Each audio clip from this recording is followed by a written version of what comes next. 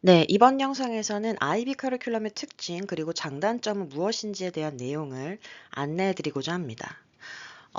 국제학교에 이렇게 좀 아이를 보내려고 생각을 하시는 학부모님들이 IB 커리큘럼에 대해서 되게 이상적인 커리큘럼이라고 생각을 하시고, 물론 장점이 많은 커리큘럼이긴 하죠. 그런데 과연 정말 이게 이상적으로 아이를 정말 길러낼 수 있는 커리큘럼인지, 그리고 IB 커리큘럼이라는 게 과연 국제학교에서만 경험할 수 있는 것인지, 그런 부분에 대해서 조금 의문을 가지시는 분들도 있을 것 같아서 제가 영상을 좀 준비하게 됐습니다. 영상의 목차는 6가지입니다. 여기 보시면은 제가 항상 영상 설명 부분에 타임스탬프를 기재를 해두거든요. 그래서 타임스탬프를 보시면 영상을 보다 효율적으로 시청을 하실 수 있을 거라고 생각합니다. 우선 첫 번째, IB 교육의 철학, 그리고 두 번째는 IB 프로그램의 4가지 종류, 세 번째는 IB 학습 자산, 그리고 네 번째는 IB 교육의 특장점, 다섯 번째는 IB는 국제학교에서만 경험할 수 있는 것일까? 그리고 여섯 번째, IB 커리큘럼은 이렇게 정말 이상적인 것으로 많이 받아들여지게 되는데, 이 IB 커리큘럼이라는 것 자체가 단점은 없을지에 대한 내용입니다. 네, 그럼 첫 번째 IB 교육의 철학부터 바로 시작하겠습니다. IB 커리큘럼의 그러니까 철학이 왜 중요하냐면, 사실 IB 커리큘럼 자체가 조금 여기서 네 번째 블랙 포인트에서 보시면 학생이 세상을 이해하고 책임 있게 행동할 수 있는 역량을 기르는 것을 목표로 하고 있습니다. 따라서 그러니까 이게 보면은 뭐 세상을 이해하고 책임감 있게 행동할 수 있는 역량을 길러낸다. 이러한 것 자체가 좀 되게 궁극적인 목적이기는 한데, 조금 매우 이상적이고 어떻게 보면 좀 구체성이 떨어진다고 볼 수가 있잖아요. 그래서 IB 커리큘럼 자체가 그러니까는 또 지금 자세하게 이렇게 자료를 접해 보신 분들은 더 아시겠지만, 그러니까 각 학년별로 뭔가 정해진 교과서가 없고, 그 담당 교사가 교과서를 직접 티칭 머티리얼을 직접 이렇게 만들어서 수업을 진행을 하기 때문에, 사실 그러니까 물론 어느 정도의 그러니까 한 학년마다 어느 정도의 이런 진도를 나간다라는 가이드라인이 있긴 하지만, 뭔가 정해진 좀 뚜렷한 구체적인 게 없다고 느끼실 수가 있습니다.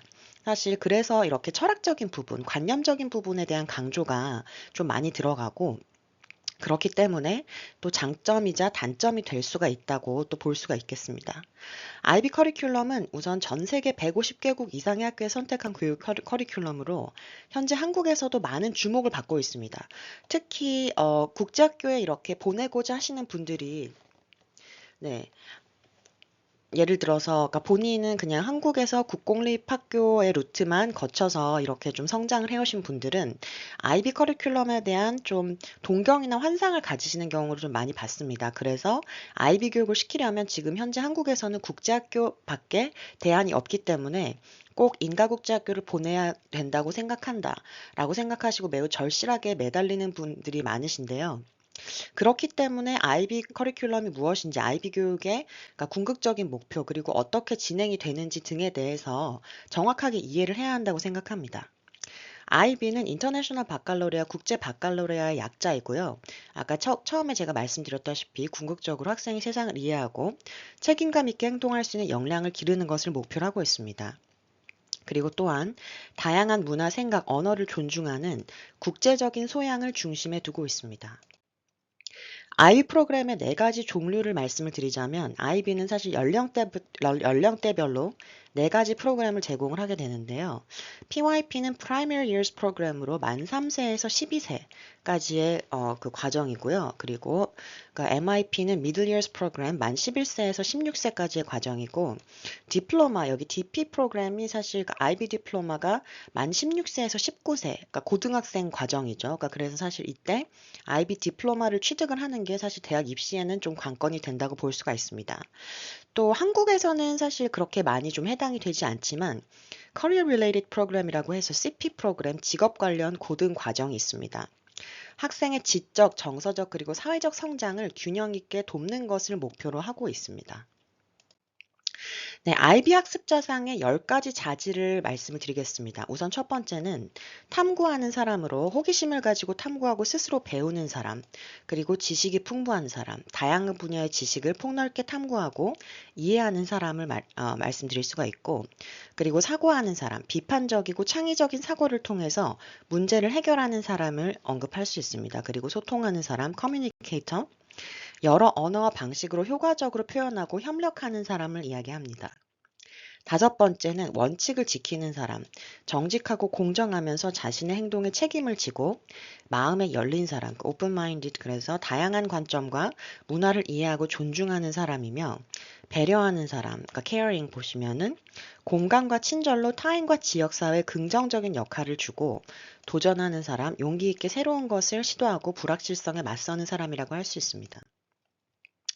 그리고 아홉 번째 보시면은 균형 잡힌 사람이라고 해서 지적, 신체적, 정서적인 균형을 추구하면서 자신의 웰비잉을 돌보는 사람을 이야기할 수가 있고, 마지막으로는 성찰하는 사람으로 자신의 학습과 경험을 되돌아보고 성장하는 데 활용하는 사람이라고 할 수 있습니다. 여기 IB 학습자상의 10가지 자질과 그러니까 궁극적인 목표 이런 부분을 또 보셔도 사실 그 매우 이상적인 이런 이상향에 해당한다는 생각을 좀 할 수가 있죠. 그렇죠. 네, 그래서 IB 교육의 특장점을 한번 보면은 IB는 모든 교과를 개념 중심으로 연결을 하면서 실생활과 연관된 수업을 중시합니다. 그리고 2개 이상의 언어 학습, 공동체 봉사, 그리고 깊이 있는 프로젝트 수행 등 학생이 세상을 비판적으로 바라보고 의미 있는 행동을 하도록 이끄는 것을 목표로 합니다. 네, 그렇게 해서 사실은 지금까지 말씀드린 IB 커리큘럼의 철학이라든지, 그리고 IB 커리큘럼에서 추구하는 학습자 사항, 그리고 특장점 모두를 보시면 공통적인 특징이 있죠. 공통적인 특징이 있는데, 여기 지금 제시되어 있는 IB는 모든 교과를 개념 중심으로 연결을 하면서 실생활과 연관된 수업을 중요시한다. 이 부분을 사실 제외하고는, 그러니까 물론 제가 지금 다룬 영상에 IB 커리큘럼의 모든 내용이 다 들어가 있는 건 아니지만 제가 핵심적인 내용을 추린 거거든요.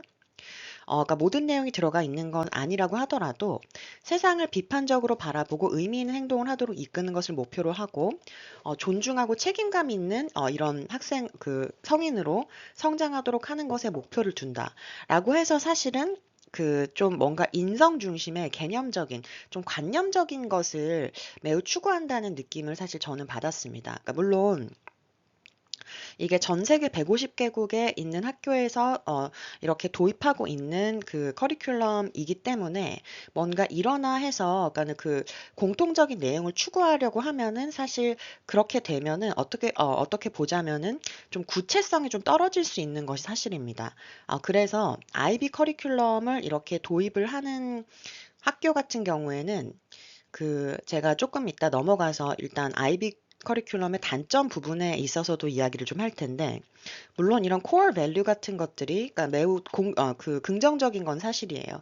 좀 세상을 비판적으로 바라보고 의미 있는 행동을 하도록 이끄는 것, 그리고 아까도 처음에 말씀드렸지만 좀 존중하는 태도, 그리고 책임감 같은 것들을 그러니까 길러내는 것 자체는 매우 좋은 포인트이긴 한데, 그렇기 때문에 이런 관념적인 부분에 대한 집중을 하는 것이 과연 구체적인 실질적인 교육으로도 이어질 수 있는 것인지에 대한 좀 의문을 제기하게 될 수도 있습니다. 물론 여기서 IB는 모든 교과를 개념 중심으로 연결을 하면서 실생활과 연관된 수업을 중시한다는 면에서는 매우 긍정적이라고. 네. 그래서 제가 그 IB 커리큘럼에 대한 단점을 언급을 하기 전에 IB는 과연 국제학교에서만 경험할 수 있는 것인지에 대한 내용을 좀 먼저 좀 다뤄보도록 하겠습니다. 사실 이러한 부분 때문에 국제학교 입시 경쟁이 매우 과열되고 있는 것도 사실이고요. 어떻게 보면 IB 커리큘럼에 대한 좀 환상을 품고 계시는 학부모님들이 되게 많기 때문에 물론 장점이 많은 커리큘럼이긴 하지만 그런 분들 때문에 사실 특정 국제학교에 대한 입시 경쟁이 매우 치열해지고 시장 자체도 좀 혼탁해지고 있는 것이 사실입니다. IB는 전 세계 어떤 학교이든 공립이든 사립이든 도입이 가능한 프로그램입니다. 학생의 국적이나 언어에 상관없이 열린 사고와 국제적인 시야를 가진 미래 인재를 위한 교육이라고 할 수가 있습니다. 하지만 한국에서는 소수 국제학교에서만 경험할 수 있는 것으로 인식이 되고 있기 때문에 아이가 마치 아이비 커리큘럼을 하는 학교에 다닌다면 귀족 국제학교에 다닌다라는 인식을 가지고 있어서 그런 부분을 사실 추구하시는 분들이 또 선망하는 교육 커리큘럼이기도 합니다. 그렇다면 아이비 커리큘럼이라는 게 정말 장점만 가득한 단점은 없는 커리큘럼인지에 대해서 한번 알아보도록 하겠습니다. 아이비 커리큘럼을 매우 이상화하시고 우상화시키시는 학부모님들이 상당히 많은데요. 아이비 커리큘럼이라는 게 사실 꼭 장점만 있는 것이라고 보기는 힘들다고 생각합니다.